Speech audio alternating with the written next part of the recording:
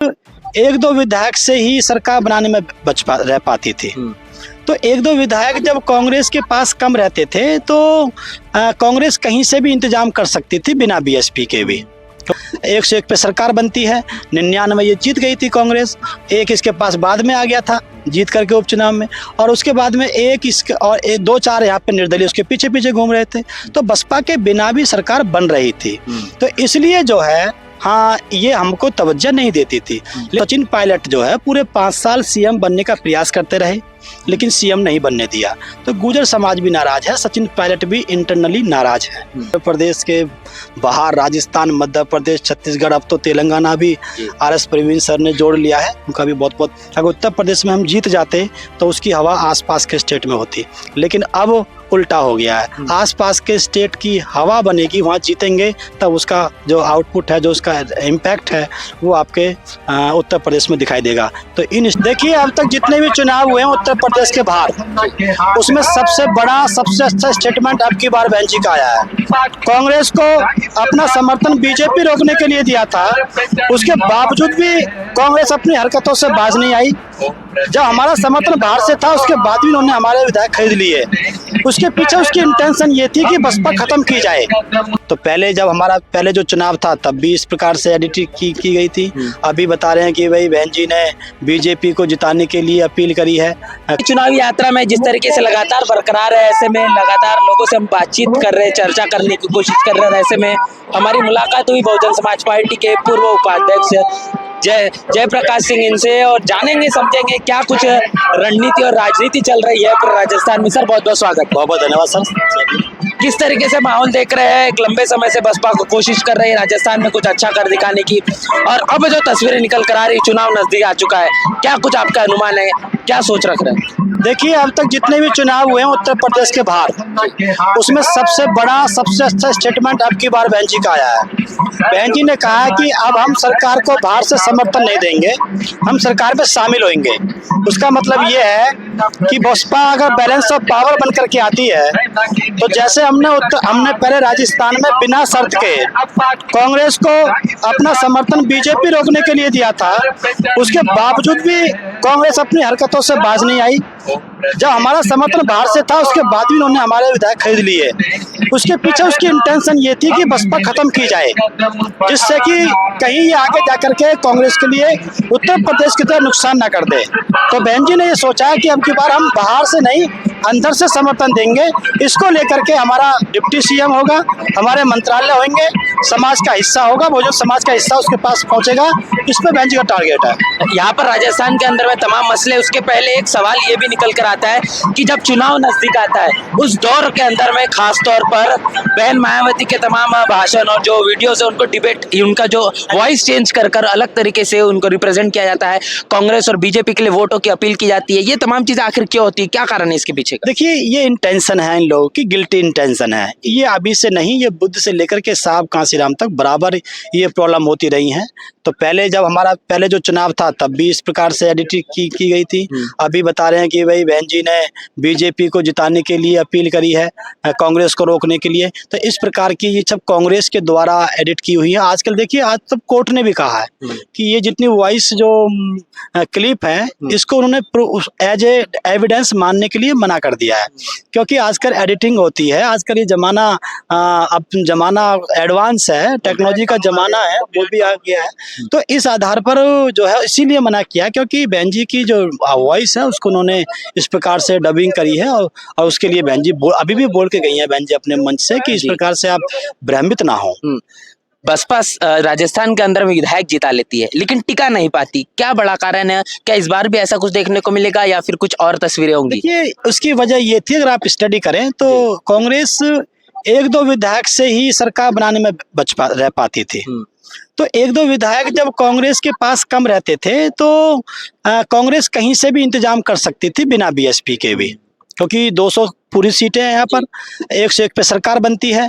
99 ये जीत गई थी कांग्रेस, एक इसके पास बाद में आ गया था जीत करके उपचुनाव में, और उसके बाद में एक इसके और दो चार यहाँ पे निर्दलीय उसके पीछे पीछे घूम रहे थे। तो बसपा के बिना भी सरकार बन रही थी। तो इसलिए जो है हाँ, ये हमको तवज्जो नहीं देती थी। लेकिन अब की बार क्या है, अब की बार जो सचिन पायलट जो है पूरे 5 साल सीएम बनने का प्रयास करते रहे, लेकिन सीएम नहीं बनने दिया। तो गुर्जर समाज भी नाराज है, सचिन पायलट भी इंटरनली नाराज है। इधर वसुंधरा राजे सिंधिया जो है बीजेपी में, वो भी अंदर खाने नाराज है। तो इस नाराजगी का फायदा जो है वो पूरा बीएसपी को मिलेगा। अब की बार जो कैंडिडेट है उनका भी चयन अब ठीक हो रहा है, चाहे कहीं से जो भी कुछ है। तो इस प्रकार से बैलेंस ऑफ जो ये जो बिक जाते हैं उसकी वजह ये थी कि बिना बसपा के भी समर्थन के भी कांग्रेस सरकार बना ले जा रही थी, इसलिए हमारी आवश्यकता नहीं थी, हम बार्गेनिंग नहीं कर पा रहे थे। लेकिन अब की बार अगर 90 पे और 85 पे कांग्रेस रुक जाती है, हमारे पास 20-25 सांसद हो जाते हैं, तो फिर हम अपनी विधायक हो जाते हैं, तो फिर हम अपनी बार्गेनिंग करेंगे, तब हमारे विधायक बिक नहीं पाएंगे। राजस्थान के अंदर में जो जातिवाद है और तमाम महिला और के ऊपर में होने वाले जो अन्य अत्याचार है चरम सीमा पर लगातार देखी जाती है, क्या बड़ा कारण है सर, क्यों इन तमाम तस्वीरों को राजस्थान से देखा जाता है? देखिए, अन्याय अत्याचार तो पूरे देश में हो रहा है, लेकिन अभी जो घटनाएं 3-4 जो घटी हैं बड़े पैमाने पे, मटका कांड हुआ, मूंछ कांड हुआ, तो इसको लेकर के राजस्थान में बहुत वो हुआ। क्योंकि देखिए, अगर आप देखें, पहले हम ये सोचते थे, हमारे समाज के लोगों ने भी कांग्रेस को इसलिए वोट कास्ट किया था कि बीजेपी में जो पहले जो अत्याचार हुए थे या जो हमारा हक अधिकार मांगे गए थे, उसके खिलाफ हम लोगों ने कांग्रेस को वोट दिया, हमारे समाज के लोगों ने रोकने के बावजूद भी। लेकिन अब जो अत्याचार बीजेपी सरकार में होते थे वही अत्याचार कांग्रेस सरकार में हुए, तो अब समाज के दिमाग में ये बात आ चुकी है, सभी समाज के लोगों के दिमाग में, कि वे वास्तव में साहब कांशीराम सही कहते थे कि एक नागनाथ है, एक सांपनाथ है। अब दोनों से परेशान होकर के बहुजन समाज पार्टी के पक्ष में सभी समाज के लोग 36 कौम जो है वोट कास्ट करने जा रहे हैं, ऐसा आभास है। ये 36 कौम को जो लेकर लगातार बातें कही जा रही है, ये क्या कुछ चीज है और क्यों ये 36 कौम को लेकर लगातार लोग यहाँ पर चर्चा कर रहे हैं? तमाम लोगों से हमने बातचीत की, थोड़ा समझाने की कोशिश। देखिए, 36 कौम एक भाईचारे का नाम है, मतलब सभी बिरादरियां, एक कुछ गांव होते हैं, कुछ एरिया होते हैं, वहाँ पे जातियां होती हैं, उनको हम स्टडी करते हैं। तो जैसे एक गांव में बोलते हैं 7 कौम है, इस गांव में 7 जातियां हैं, मतलब उस गांव में 7 बिरादरियां हैं एक प्रकार की। किसी दूसरे गांव में दूसरे प्रकार की 7 बिरादरियां हैं। कुछ बिरादरियां कॉमन होती हैं, कुछ बिरादरी दूसरे डिफर करती हैं। लेकिन अगर पूरे हम एरिया को हम स्टडी करते हैं तो 36 बिरादरी के आसपास ये फोकस बनता है। 36 बिरादरी का मतलब यहाँ फोकस, 36 बिरादरी का मतलब होता है सर्व समाज, सारी बिरादरियां। जैसे बहन जी ने कहा सब जन इतिहास सब जन सुखा है, तो सारी बिरादरियां 36 बिरादरियां के बाहर नहीं जाती हैं। तो 36 बिरादरी का मतलब 100%। तमाम दूसरे प्रदेशों की बात करें, जहां पर 4 प्रदेशों में विधानसभा के चुनाव है, राजस्थान में अपने बलबूते पर लड़ने का काम कर रही है बसपा, कितना कुछ परिणाम देख पा रहे हैं? 200 विधानसभा सीटों पर क्या कुछ होगा यहाँ पर बसपा में? देखिए, कितने सीटें टक्कर में देख पा रहे हैं? जैसे हम लोग जो ना, हमारा जो राजस्थान है, राजस्थान का मैं प्रभारी रहा हूँ। पहले मैंने एक गांव को, एक विधानसभा को मैंने अपने जो है जा करके जो देखा है, स्टडी किया है। जो आपका भरतपुर, धौलपुर, करौली, सवाई माधोपुर और उधर अलवर, वो जो एरिया है जो उत्तर प्रदेश के टच कर वाला जो एरिया है, एक ये बहुत फर्टाइल एरिया है। यहाँ पे हम लोग लगभग 30 सीटों पे हम लोग यहाँ पर जो है मजबूत स्थिति में रहते हैं। बाकी झुंझुनू में हमारा विधायक रहा है, आपके किसी खिदरी विधानसभा में हमारे पूर्णमल सैनी यहाँ से रहे, और वहाँ से नांगली जी रहे। तो ये जो अलग अलग स्टेट, अलग अलग डिस्ट्रिक्ट में, यहाँ भी हम किसी विधानसभा में रहे हैं। तो लगभग हम लोग देखें पूरे उत्तर प्रदेश को पूरे राजस्थान को देखें तो कम से कम 60-70 सीटों पे हम लोग मजबूत फाइट बार करते हैं। उसमें से निकालने में हम जितना सफल हो पाते हैं ये अब भविष्य बताएगा। लेकिन अब की बार जो है उम्मीद है कि लोग कांग्रेस से भी नाराज हैं, क्योंकि कांड जो नुकसान जो हुए, एट्रोसिटी जो हुई, वो बहुत बड़ी मात्रा में हुई। बीजेपी जिस प्रदेशों में काम कर रही है, लगता है कि वहां पर जातिवाद हो रहा है, लेकिन कांग्रेस की सरकार में भी अशोक गहलोत की सरकार जो चीजें कर रही है, लगातार गारंटी दे रही है, तमाम 7 बड़ी गारंटियां दी है, क्या लगता है कितनी कारगर साबित हो रही है और यहाँ पर बसपा कैसे टक्कर देगी, कैसे उनको तमाम जवाब देने का काम करे? देखिए, ये चाहे बीजेपी की माँ RSS हो, चाहे RSS की माँ आगे कांग्रेस हो, ये सारा का सारा जो प्रोडक्ट है, ये सारा का सारा कांग्रेस का है।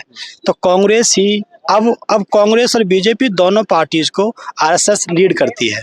तो एक बार उसके पक्ष में माहौल बनाती है, दूसरी बार उसके पक्ष में आती है। आप देखना, सारे के सारे एट्रोसिटीज कॉमन होंगी दोनों पार्टीज की, सारे के सारे उनके जो योजनाएं हैं वो कॉमन होंगी।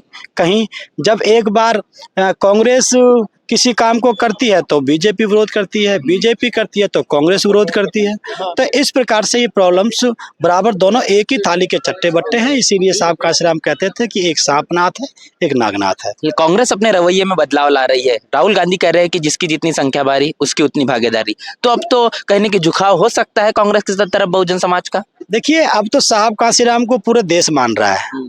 अब तो बीजेपी भी साहब काशीराम के रास्ते पर चल रही है, लेकिन साहब मतलब दिखावा कर रही है। लेकिन बाबा साहब कहते थे कि एक दाई होती है, एक माँ होती है। दाई तो 5-7 मिनट में अपना जन्म दे करके चली जाती है, उसको माँ का हक नहीं मिल सकता। माँ का हक उसको मिलता है जो 9 महीने पेट में रखती है बच्चे को, उसके बाद में उसका लालन पालन करती है, उसको सफल बनाने के लिए काम करती है। तो ये दाई हो सकते हैं, लेकिन माँ जो है बहुजन समाज पार्टी है। आखिरी ओवरऑल जानना चाहूंगा आंकड़े आपसे, 200 विधानसभा सीटों पर कितनी बसपा यहाँ पर सीटें निकाली? लगभग 15 से लेकर के 30 सीट के बीच में हम लोग यहाँ पर रहेंगे। और हमारे पास अगर 15 सीट भी मिनिमम आ जाती है, तब भी देखिए जितनी सीटें बीएसपी की बढ़ेंगी उतनी कांग्रेस की कम होंगी। जितनी कांग्रेस की कम होंगी उतनी सत्ता की मास्टर चाबी हमारे हाथ में होगी। तो यही बात है कि 15 से लेकर 30 सीट के बीच में हम लोग जीतेंगे। 2024 सामने में कितना जरूरी हो जाता है राजस्थान में अच्छे आंकड़े लाना बसपा के लिए? हाँ, ये बात आपकी बिल्कुल जायज है कि उत्तर प्रदेश के बाहर राजस्थान, मध्य प्रदेश, छत्तीसगढ़, अब तो तेलंगाना भी आरएस प्रवीण सर ने जोड़ लिया है। उनका भी बहुत बहुत धन्यवाद कि वो चाहते तो किसी दूसरी पार्टी में जाकर के एमपी एमएलए बन सकते थे, सब कुछ बन सकते थे, सब राज्यसभा बन सकते थे, लेकिन उन्हें जो डगर है वो कांटे भरी उन्होंने जो है अपनाई। उनका भी बहुत धन्यवाद। कहीं ना कहीं मुझसे मैच करते हैं, इसलिए मैं उनको मानता हूँ। मैं भी कहीं जाके कुछ ही बन सकता था, लेकिन मैं भी इसी रास्ते पे चल रहा हूँ। वो भी जाके बन सकते थे, वो भी इस रास्ते पे चल रहे हैं।